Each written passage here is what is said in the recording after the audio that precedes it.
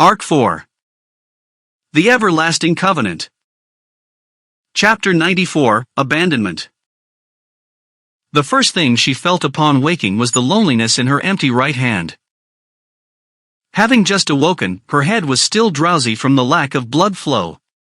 But realizing along with her returning consciousness what a selfish sentiment that was, her cheeks flushed red with anger and shame.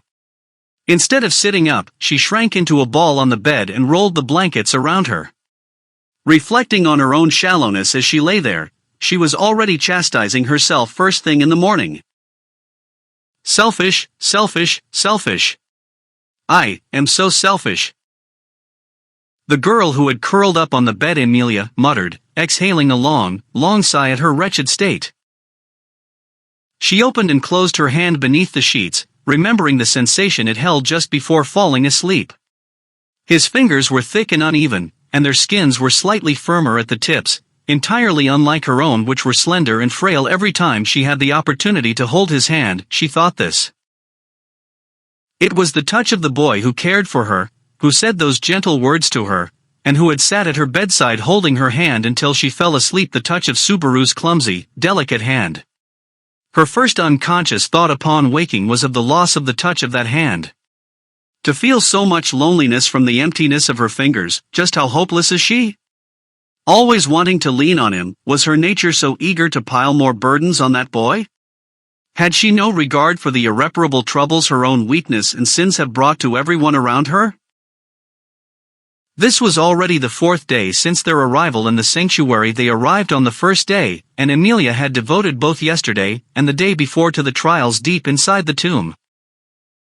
For Amelia, who was aiming to win the royal selection and ascend to the throne of Lugnica, acquiring the support of the sanctuary was the indispensable first step. The governor of this land, Roswell, was Amelia's backer, and all the residents here were in circumstances similar to her half-elf self. If she couldn't gain their acceptance even with the conditions so stacked in her favor, what could she possibly expect to do from here on out? Compared to the other candidates of the royal selection, Amelia's disadvantages were undeniable. Powerless as she is, she would need the help of those around her in order to win. And the trust required to secure that help would have to be earned through her own actions. Fully understanding her position, what Amelia needed to do, and to prove in the sanctuary were clear. She had no doubts in that regard. But what was casting this shadow over her eyes was Amelia, the trials.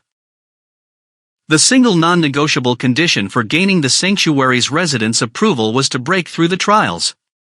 Thanks to the barrier erected by the tomb, none of the sanctuary's residents could venture beyond the surrounding forests. In order to bring them into the outside world to fight alongside her, she would need to remove that barrier by overcoming the trials. And it was also a matter of sentiment. For how could she ask them to support her if she couldn't even do this much for them? Be it physical or sentimental, everything would be solved by simply passing the trials. And when a matter is this straightforward, there is no room for arguments or excuses. The problem now was the content of the trial, which was like deadly poison to Amelia. The unfeeling voice inside the tomb told her to face her past. Whenever she closed her eyes, she would see that world of white. Instantly, as if being thrown naked into that absolute cold, she'd shiver at the unstoppable chill. Was this dread coursing through her body, because she was remembering the cold of that day, or because she still hadn't forgotten her fear from back then, even now? What did Subaru think when he heard her faltering story of her past? The unforgettable past which still binds her in chains of guilt to this day. It was yesterday around noon when she revealed it all to Subaru. The night before that, she made her first attempt on the trial where her heart was soundly beaten. She had been crying in Subaru's arms after he shook her awake, wailing, breaking, until his voice, and his gentle strokes on her back managed to calm her. After that, Amelia announced to everyone waiting outside that she had failed her trial. She could not remember what expression came onto everyone's faces when they heard this. She hadn't the mind to look at their faces one by one. Whether it was gazes of disappointment or disdain, it didn't really matter. She merely put on a strong face, said her good nights, and headed into the residence assigned to her. And when she realized that she was completely alone, she was swallowed by unendurable terror. Unable to stay shut in like that, she rushed out of the building, and was shivering in the night wind when she ran into Subaru walking under the moonlight. Then, when Subaru confessed his resolve and what he would do for her sake, Emilia dismissed him with some idealistic excuses and ran away. Just how stricken must Subaru have been when he heard what she said? Equally appalled by her own words, Emilia had no idea. She couldn't remember how she got back to her residence after that. The next time she woke, it was to the sound of Subaru calling her, his face pale as he saw her collapsed on the floor. She told the worried Subaru about the trial and inevitably, it turned into a conversation about her past.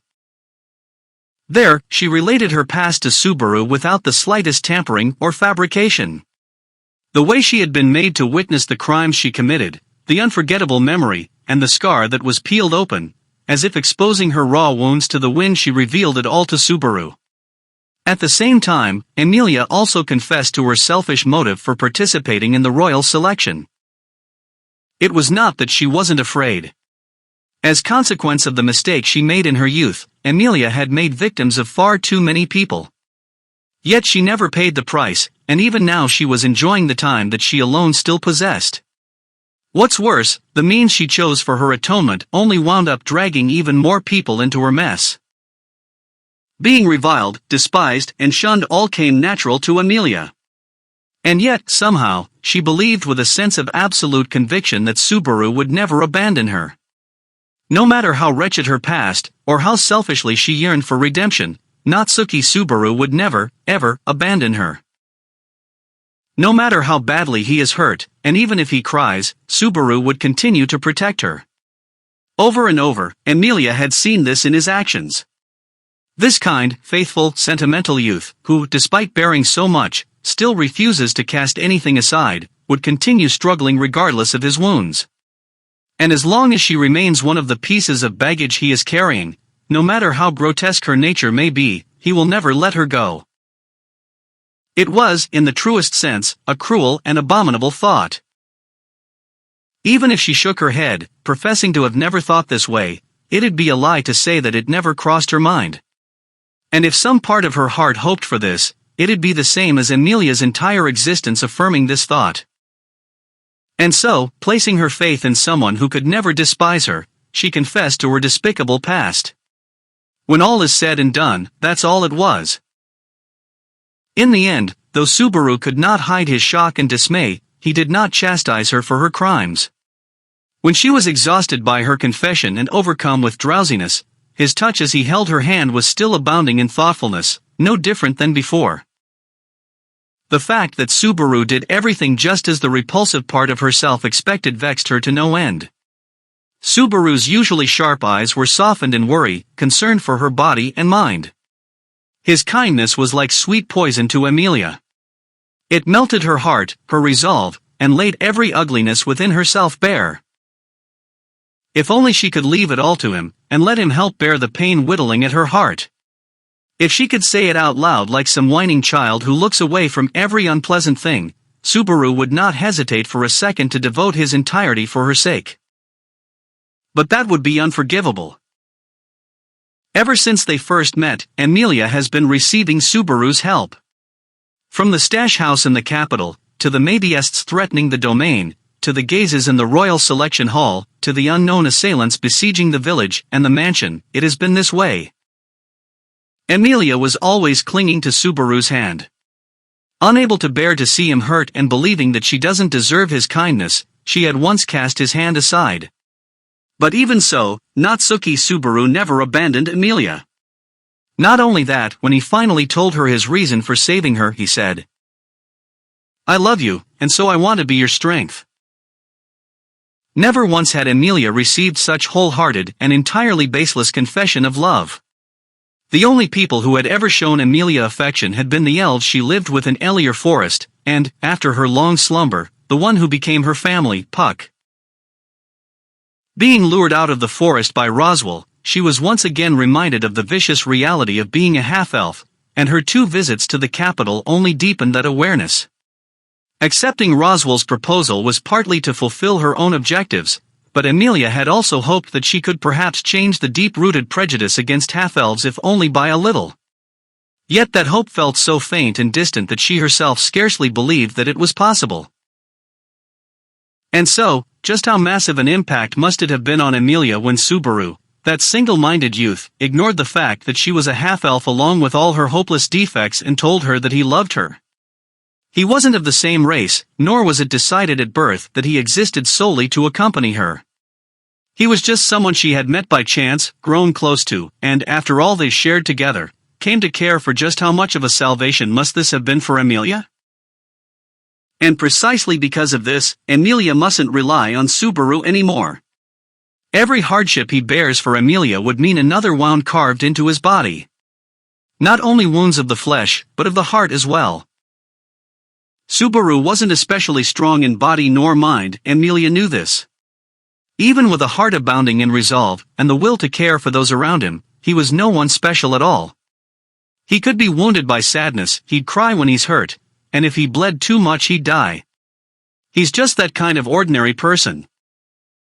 Amelia didn't want that ordinary youth to bear any more pain on her behalf.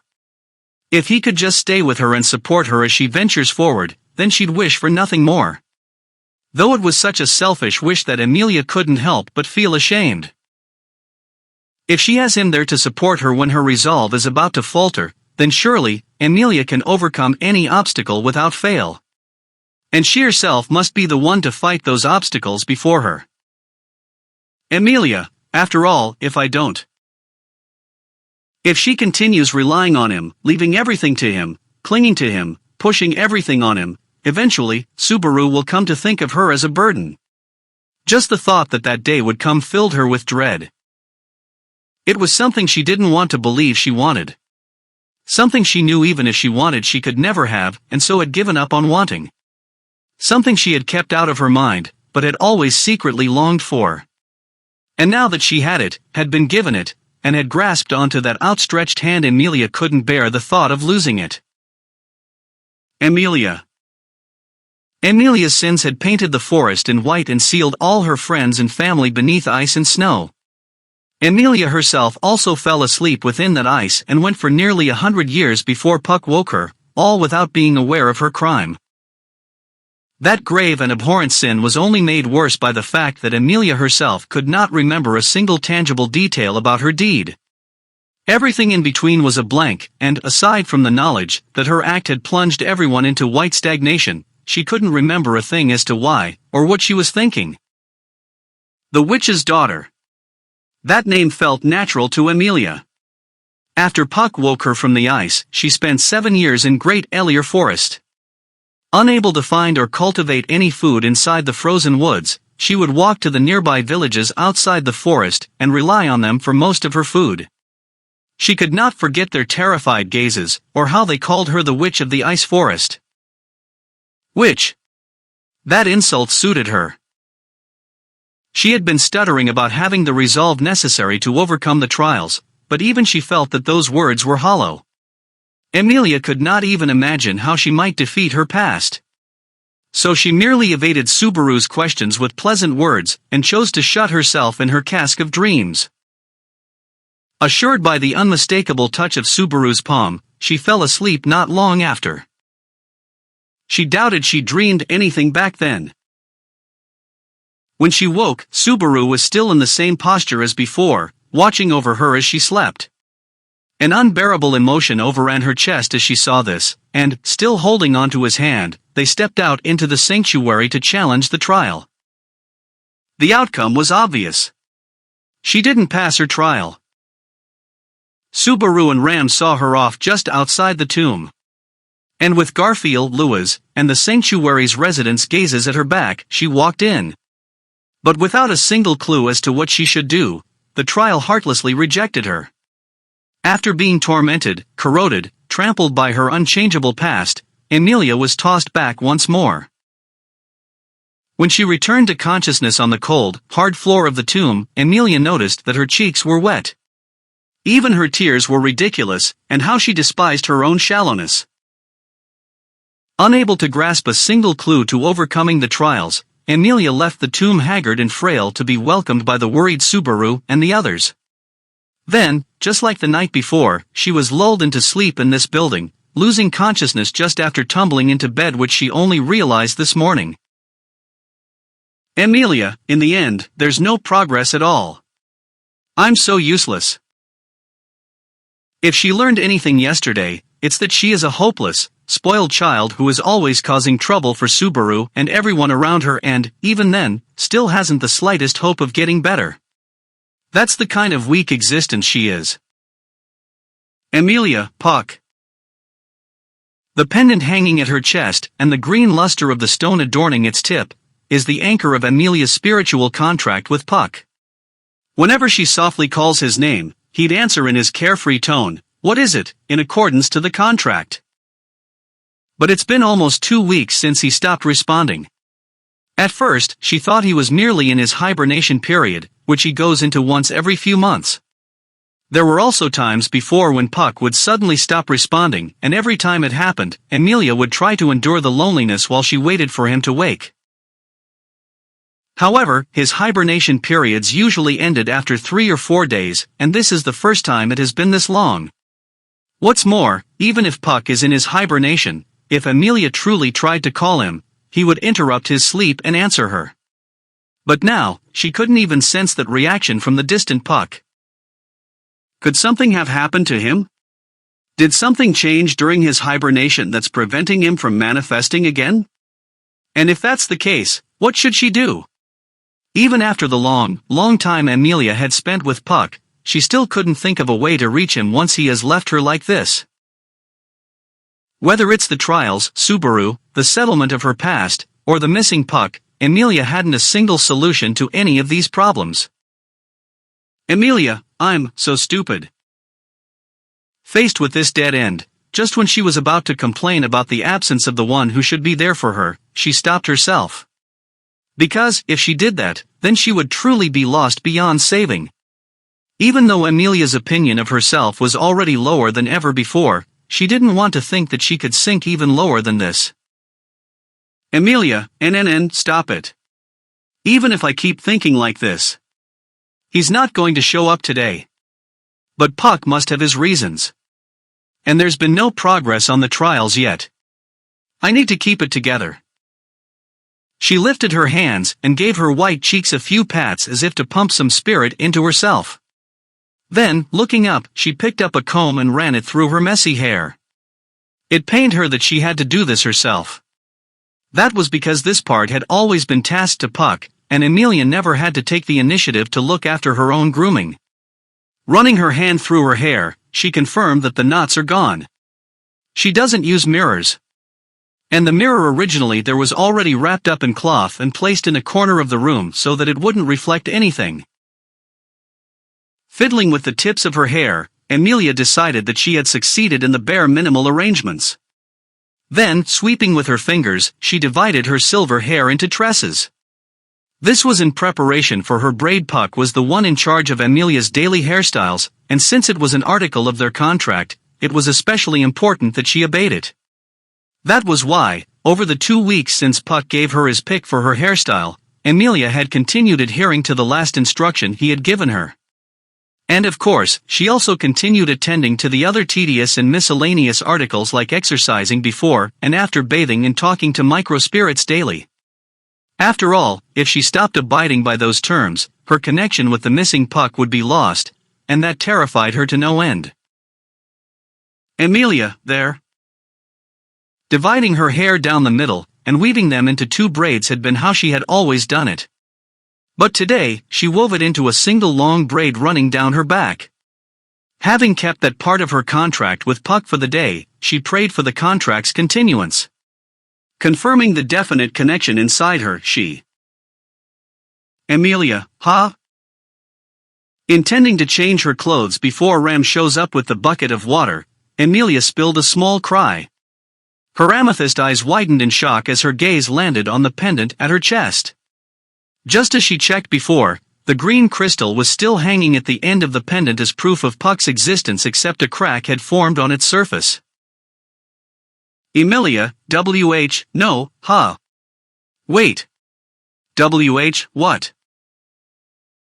Clenching the crystal that had begun cracking of its own accord, Amelia let slip sounds that could not be considered words. Her pupils shook with a violent jolt as she timidly stroked her trembling fingers over the crystal's surface.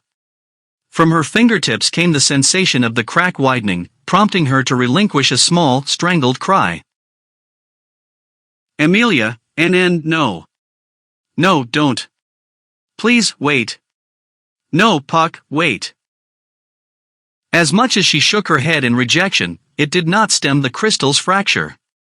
She applied all her effort into keeping her hand steady so as not to disturb it further, but her uncontrollable trembling only hastened the crystal's collapse as it began to disintegrate in her hand. What will happen if the damage spreads to the whole crystal? Faced with this unprecedented scenario, this never-imagined situation, Amelia's head went perfectly blank. But there was one thing she did know. And that is... Amelia, if this keeps going, Puck will.